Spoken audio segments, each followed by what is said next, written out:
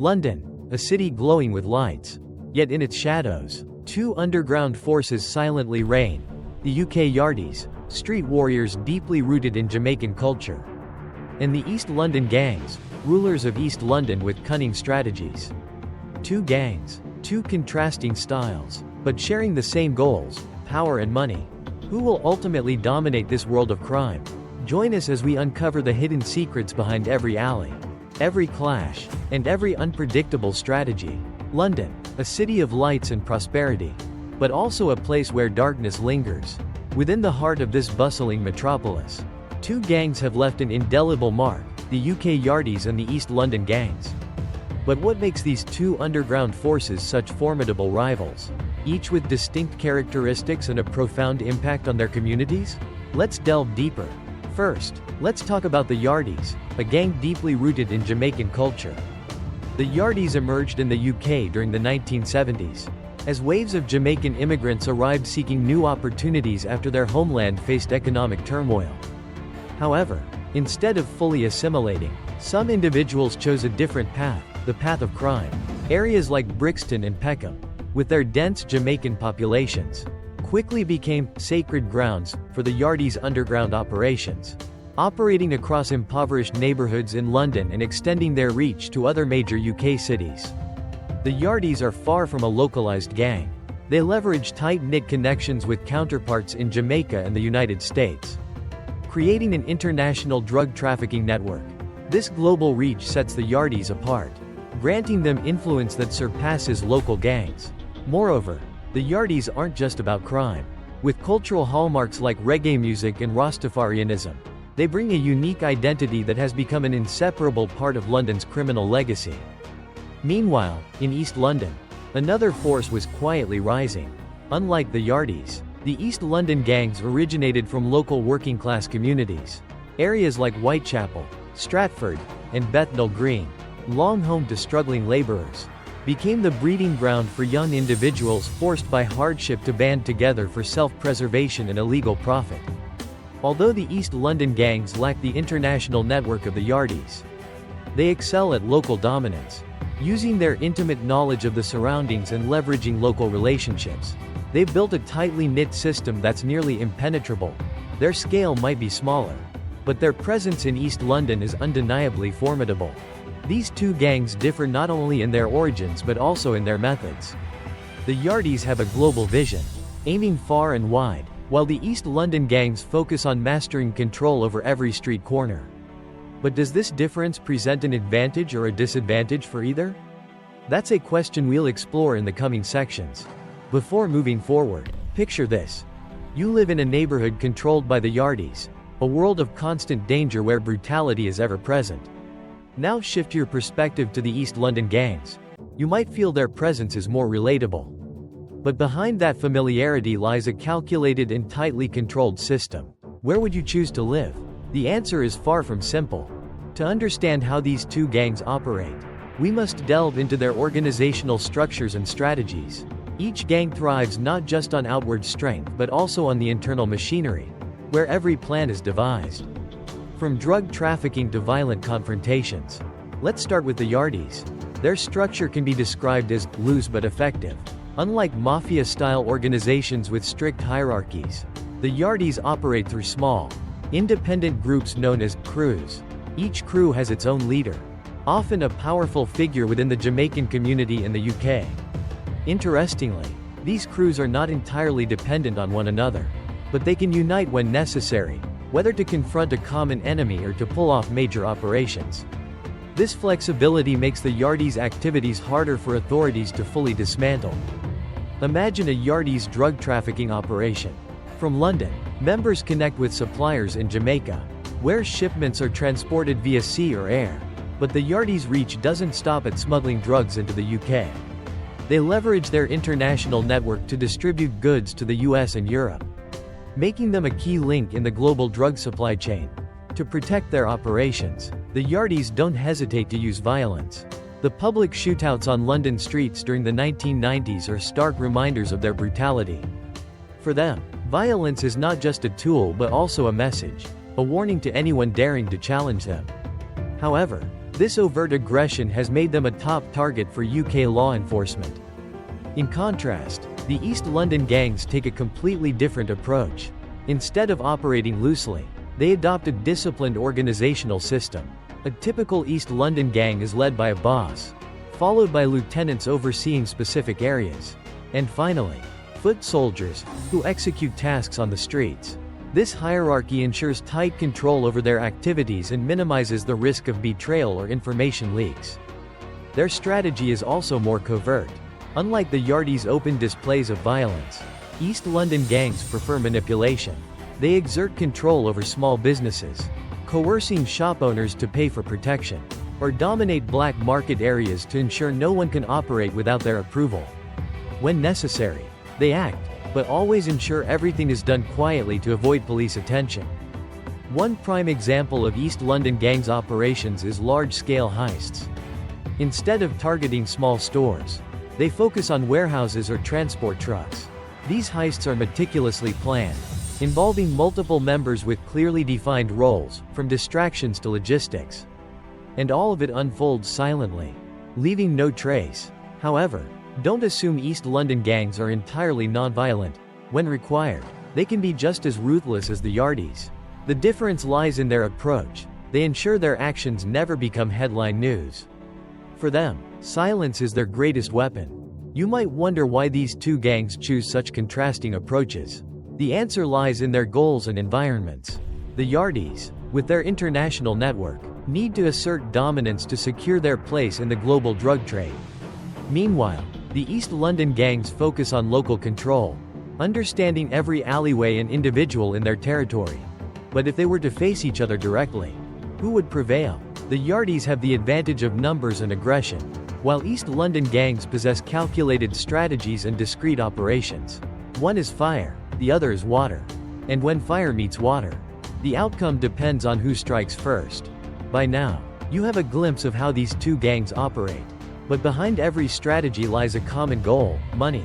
Let's explore their financial resources in the next section. In the underworld, money is the lifeblood. It's not just a driving force but also a vital tool that sustains the operations of every gang. Without money, even the most powerful criminal organizations would weaken and collapse. So, how have the UK Yardies and East London gangs managed to maintain their strength for decades?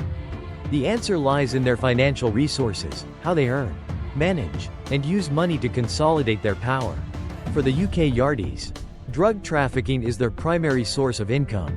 This comes as no surprise, as the Yardies have built an enormous drug distribution network. Starting in Jamaica, where the drugs are produced and shipped to the UK, the Yardies rely on tight-knit connections within the Jamaican community to funnel goods into areas like Brixton and Hackney. From there, the products are distributed not only across London but also to major cities in the UK and even Europe. Picture a typical Yardies drug operation. A container leaves the port of Kingston in Jamaica, filled with seemingly harmless goods like fruits or household items. Hidden deep within, wrapped carefully in layers of plastic and chemicals, lies cocaine, a product worth millions of pounds.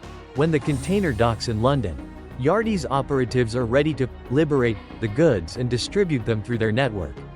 This process is repeated with incredible precision, making them a key player in the global drug trade.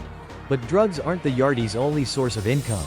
They're also involved in arms smuggling, illegal gambling, and even human trafficking. These activities not only bring in substantial revenue but also strengthen their ties with other criminal organizations worldwide. To sustain their operations, the money they earn isn't just spent on luxuries or divided among members. A significant portion of their profits is reinvested into acquiring weapons, from handguns to assault rifles. The public violence they display wouldn't be as effective without a steady supply of arms. Additionally, funds are used to bribe officials in both Jamaica and the UK, ensuring their activities remain protected. Turning to the East London gangs, we see a completely different financial landscape. If the Yardies are like a mighty river with abundant yet turbulent waters, the East London gangs are like small streams, quiet but steady. Their revenue mainly comes from local criminal activities such as protection rackets, smuggling contraband cigarettes, and illegal gambling. Protection rackets are among the most important revenue streams for the East London gangs. Small business owners in the area are often coerced into paying for protection to keep their stores safe. Refusal could result in property damage or even threats to their lives. Through this system, each gang can earn tens of thousands of pounds a month, a significant sum for organizations operating on a local scale. In addition, cigarette smuggling is another goldmine for the East London gangs. Illicit cigarettes, imported from Eastern Europe, are sold at prices much lower than market rates. This not only generates large profits but also helps them build trust and relationships with local business partners. An interesting aspect of the East London gangs is how they utilize their earnings. Unlike the Yardies, they don't spend heavily on weapons or public displays of power. Instead, they focus on investing in small businesses or real estate. These investments not only help launder money but also create legitimate income sources, allowing them to fly under the radar of law enforcement and maintain financial stability. However, like the Yardies, a portion of their money goes toward bribery, not high-ranking officials but local police officers or influential community figures. This ensures their operations continue with minimal interference from authorities. You might wonder, between the Yardies and the East London gangs, who is richer? Clearly, the Yardies, with their international network and large-scale operations, have a superior income, but this wealth comes with higher risks, as their activities are often closely monitored by law enforcement. In contrast, the East London gangs, while earning less, operate more safely due to their discreet and localized activities. From a financial perspective, we can see the stark contrast in how these two gangs operate. The Yardies symbolize power and global ambition, while the East London gangs represent subtlety and stability on a smaller scale. Yet, money is not just a tool, it's a driving force for violence and power. And this has significant societal repercussions. Let's explore these impacts in the next section. In the underworld, every action leaves a mark, not only within the gangs themselves but also rippling out into society at large. The UK Yardies and East London gangs exemplify how criminal organizations can profoundly impact communities. From direct consequences to subtle, long-term effects. Let's start with the Yardies. If you've ever passed through areas like Brixton or Hackney, the traces of the Yardies are unmistakable. From public shootouts on the streets during the 1990s to flats repurposed as drug dens, the Yardies have left a trail of chaos and fear. Residents in these areas often live in a constant state of vigilance, knowing anyone could fall victim to violence, even those uninvolved in the criminal world. The presence of the Yardies often correlates with spikes in crime rates. The widespread availability of drugs not only destroys the lives of users but also triggers a chain reaction. Theft, robbery, and even murder. Families are torn apart, and communities eroded, direct casualties of the Yardies' operations. But the Yardies' impact isn't limited to violence and crime. On another level, their presence significantly affects the perception of the Jamaican community in the UK. For outsiders, the Yardies have become a negative symbol, leading to prejudice and discrimination against the entire community. This widens the divide between different groups and makes integration for Jamaican immigrants more challenging than ever. In contrast, the East London gangs affect society in a subtler way. Their influence isn't through bursts of violence but through a quiet infiltration into every corner of local life. You might not hear gunshots, but you'll feel the pressure, an invisible weight bearing down on everyone living in areas under their control. One notable example is their protection rackets. Imagine a small shop in Whitechapel where the owner is forced to hand over a portion of their monthly profits in exchange for protection. Refusal could result in shattered windows or threats to their family's safety. This is how the East London gangs maintain their power, no fanfare, but always effective. Moreover, their control over black market economies directly impacts the local economy. Smuggled cigarettes and alcohol not only undermine legitimate markets but also rob local governments of tax revenue. In communities already struggling with poverty, the economic drain caused by these criminal activities deepens the hardship. Interestingly, the social impact of the East London gangs isn't entirely negative. In some cases, they're even seen as local heroes. This might sound strange, but in areas where the government cannot or will not intervene, gangs step in as a substitute force, providing security, resolving disputes, or even offering financial support to struggling families. For instance, a well-known story from Bethnal Green tells of a corner shop owner who was helped by a gang after his store was robbed. Of course, this assistance wasn't unconditional, but for those with no other options, it was a lifeline. Acts like these create a complex image of the East London gangs, both feared and familiar. So, between the Yardies and East London gangs, who has the greater societal impact? The Yardies undeniably leave a stronger imprint due to their overt actions and large-scale operations. However, the influence of the East London gangs is quieter and harder to detect. Like an underground stream coursing through the fabric of the community. Imagine living in a neighborhood controlled by the Yardies. You'd likely see overt chaos, brawls, gunfire, and an overarching sense of fear. But in an East London gangs-controlled area, everything might appear normal, until you realize every shop pays protection fees. And every major transaction requires approval from some unseen power. Ultimately, the impact of these two gangs goes beyond societal issues, extending to economic and cultural ramifications. The Yardies fuel racial tensions, while the East London gangs erode trust in authorities and the legal system. One is a blazing fire that burns brightly but is quick to extinguish. The other is a smoldering ember that lingers persistently. Either way, the marks they leave behind will endure for years to come. Now, let's move to the final chapter, where we'll explore how the British authorities have confronted and continue to battle these underground forces. In the world of organized crime, nothing escapes the watchful eyes of the authorities.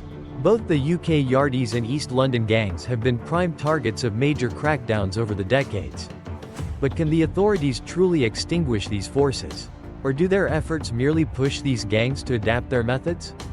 Let's begin with the Yardies.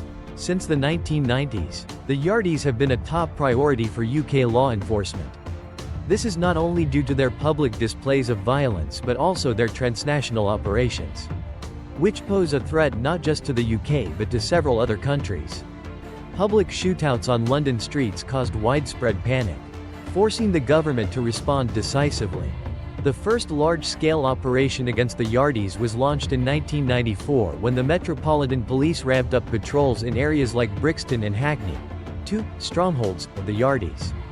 Hundreds of officers were mobilized to infiltrate criminal networks and gather intelligence. However, this proved challenging due to the Yardies' decentralized structure. Without a clear hierarchy, identifying and apprehending key leaders was a significant hurdle. By 2000, the UK government expanded its efforts, collaborating with international law enforcement agencies, including those in Jamaica and the United States, to dismantle the Yardies' drug networks. Raids on shipping containers at ports, arrests at airports, and weeks-long manhunts disrupted their operations significantly. Yet, remarkably, the Yardies endured. Their flexible structure meant that when one crew was taken down, another quickly filled the void.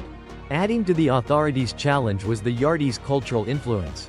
For some, the Yardies were more than just a criminal gang. They were intertwined with the Jamaican community's identity. This made the crackdown not just a legal battle but a psychological one, as the authorities had to balance protecting the community with avoiding exacerbating racial tensions. The approach to East London gangs was markedly different. Since their activities were localized, police often conducted smaller-scale operations targeting specific groups rather than attempting to dismantle the entire system. For instance, a significant crackdown in Whitechapel in 2007 resulted in over 50 arrests, including high-ranking leaders. This was a heavy blow to the East London gangs, temporarily diminishing their power in the area. However, like the Yardies, the East London gangs were quick to reorganize. Thanks to their strong community ties, new leaders promptly stepped in to ensure uninterrupted operations. Furthermore, their involvement in legitimate businesses, such as real estate and small shops, complicated law enforcement efforts. Authorities couldn't simply shut down a business without clear evidence linking it to criminal activity. A key distinction between the two gangs lies in how they respond to law enforcement. The Yardies are more likely to confront authorities head-on, resulting in bloody clashes with police. In contrast, the East London gangs prefer to withdraw and operate more covertly. This difference explains why the Yardies often face harsher crackdowns, while the East London gangs have managed to persist, albeit under similar pressure. But has law enforcement truly been effective? For the Yardies, crackdowns have significantly reduced public violence and curtailed some drug trafficking activities.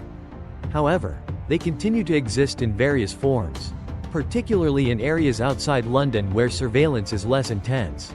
As for the East London gangs, while some groups have been dismantled, their systems continue to evolve, adapting to societal and legal changes. It's clear that the fight against these gangs is not one that can be won overnight.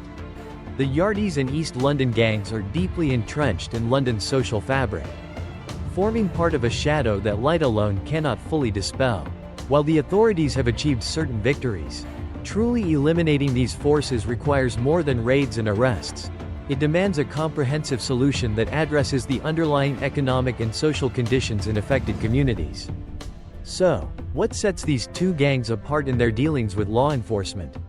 The Yardies are like a storm, loud, fierce, but predictable. Meanwhile, the East London gangs resemble a persistent drizzle, subtle, continuous, and hard to detect. One chooses confrontation, the other opts for concealment. This dichotomy has left the authorities grappling with effective strategies to counter both. As we conclude this exploration of these two underground forces, the question remains: is there a way to completely erase these shadows? Or will they forever remain an inseparable part of London society? Share your thoughts in the comments below, and let's continue the discussion. Yardies, like a fierce storm, powerful but fleeting. East London gangs, like an underground stream, silent yet persistent and hard to eradicate. These two forces not only clash with each other but also challenge society as a whole. Who do you think is the greater threat? Share your thoughts in the comments below. Don't forget to like, subscribe, and share this video to join us in uncovering more hidden corners of the mysterious underworld. See you in the next video.